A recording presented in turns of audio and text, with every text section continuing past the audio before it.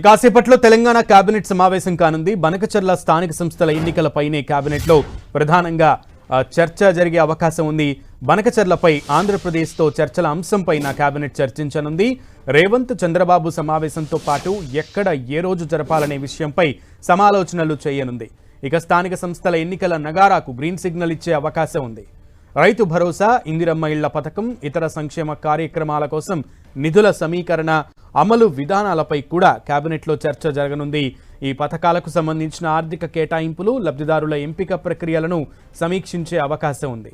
రాష్ట్ర ఆర్థిక పరిస్థితి, కొత్త రెవెన్యూ చట్టం, ధరణి పోర్టల్ అమలు, మెట్రో రైల్ ఫేజ్ 2 ప్రాజెక్టు, కులగణన నివేదిక ఆమోదం వంటి ఇతరితర అంశాలపై కూడా చర్చించే అవకాశం ఉందని సమాచారం. ఈ సమావేశానికి తప్పనిసరిగా హాజరవ్వాలని అన్ని విభాగాల అధిపతులకు ఇప్పటికే సీఎస్ ఆదేశాలు జారీ చేశారు. కాసేపట్లో తెలంగాణ కేబినెట్ కీలక భేటీ జరగబోతోంది. అనేక అంశాలతో ఎజెండా అయితే ఉంది. అయితే ప్రధానంగా బనకచర్ల అలాగే స్థానిక సంస్థల ఎన్నికలపైనే ప్రధాన చర్చ జరిగే అవకాశం ఉంది. పూర్తి సమాచారం మా ప్రతినిధి కొండల్ అందిస్తారు. కొండల్,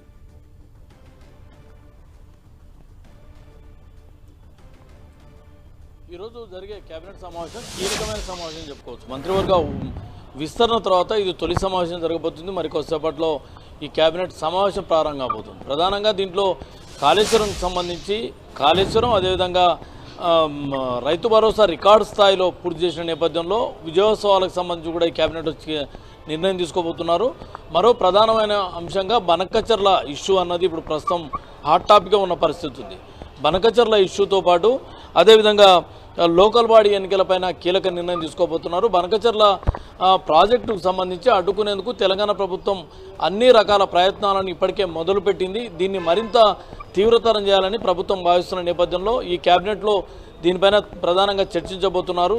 ఏపీతో సంప్రదింపులు, చర్చల ద్వారా సమస్యను సామరస్యపూర్వకంగా పరిష్కరించుకోవాలని తెలంగాణ ప్రభుత్వం భావిస్తుంది. ఈ మేరకు ఇప్పటికే సీఎం దీనిపైన కామెంట్ కూడా చేసిన నేపథ్యం ఉంది.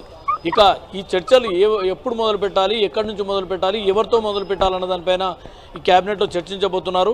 మొదటగా ఇరు రాష్ట్రాలకు సంబంధించి సాగునీటి ప్రాజెక్టులకు సంబంధించి కృష్ణా, గోదావరిలో నీటి వాటాలకు సంబంధించి ఇప్పటికి దశాబ్దాలుగా వివాదాలు కొనసాగుతున్న పరిస్థితి ఉంది. ఇప్పుడు తాజాగా ఈ బనకచర్ల ప్రాజెక్టు అన్నది మరో వివాదానికి కేంద్ర బిందువుగా మారిన నేపథ్యంలో మొదట దీనికి ఫుల్ స్టాప్ పెట్టాలన్న యోచనలో ఉంది. ఎందుకంటే ఒకవేళ బనకచర్ల ప్రాజెక్టుపై ఏపీ మరింత స్పీడ్గా ముందుకెళ్ళినట్టయితే తెలంగాణ రాష్ట్ర ప్రయోజనాలకు నష్టం జరుగుతుందని ప్రభుత్వం భావిస్తుంది. ఈ మేరకు కేంద్రంపై ఒత్తిడి పెంచిన నేపథ్యంలో ఇప్పుడు ఏపీతో సంప్రదింపులు, చర్చల ద్వారా చేయాలని, ఆ చర్చలను మొదట ఇద్దరు సీఎంలు కూర్చొని చర్చించాలన్నా, లేదంటే మంత్రుల కమిటీకి అప్పచెప్పాలన్నా, లేదంటే అధికారుల స్థాయిలో చర్చలు ప్రారంభించాలా అన్నదానిపైన ఈ 3 అంశాలపైన కేబినెట్లో చర్చ జరిపిన తర్వాత దేనికి కేబినెట్ ఆమోదం తెలుపుతుందన్న చూడాల్సి ఉంటుంది. ఒకవేళ ఇప్పటికే కొంతవరకు దీనిపైన వర్కౌట్ చేశారు, కేంద్ర ప్రభుత్వానికి వినతులు ఇచ్చిన నేపథ్యంలో ఇక మంత్రుల స్థాయిలో చర్చలు ఉండాలని, లేదంటే ముఖ్యమంత్రుల స్థాయిలో చర్చ ఉండాలన్న దానిపైన ఈ కేబినెట్ సమావేశం తర్వాత క్లారిటీ వచ్చే అవకాశం ఉంది. ఇంకా మరో అంశంగా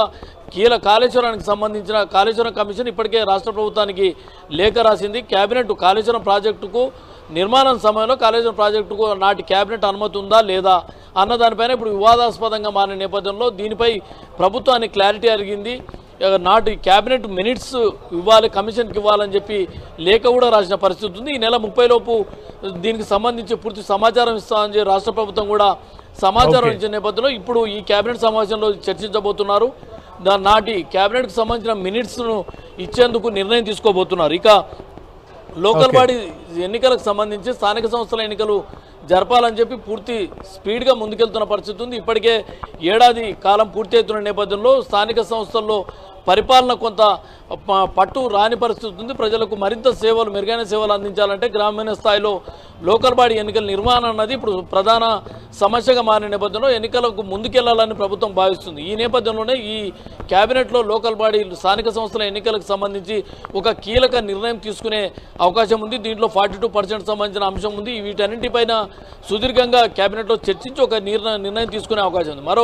మరో అంశంగా రైతు భరోసాకు సంబంధించి గతంలో ఎప్పుడు లేని విధంగా రైతు భరోసాను రాష్ట్ర ప్రభుత్వం అమలు చేసింది. 9 రోజులు టార్గెట్గా పెట్టుకొని 9 కోట్ల రూపాయల రైతు భరోసాను రైతులకు అందించింది. ఈ రోజుతో రైతు భరోసాకు సంబంధించి పూర్తి చెల్లింపులు కూడా రైతులకు పూర్తి అవుతున్న నేపథ్యంలో ఒక విజయోత్సవాలను నిర్వహించాలని ప్రభుత్వం నిర్ణయం ఇచ్చింది. దీనికి సంబంధించి రేపు ఒక కీలక సదస్సును విజయోత్సవ సభను రైతులతో కేవలం రైతులతో ఎక్స్క్లూజివ్ రైతులతో సమావేశం ఉండబోతుంది. ముఖ్యమంత్రి రేవంత్ రెడ్డి దీని వేదికగా రైతులకు రాష్ట్ర ప్రభుత్వం ఏం చేసిందన్నది మరోసారి చెప్పే అవకాశం. మొత్తానికైతే ఈ కేబినెట్ సమావేశంలో 3 కీలక నిర్ణయాలు అయితే వచ్చే అవకాశం ఉంది. Sunil. Okay Kondal, thank you.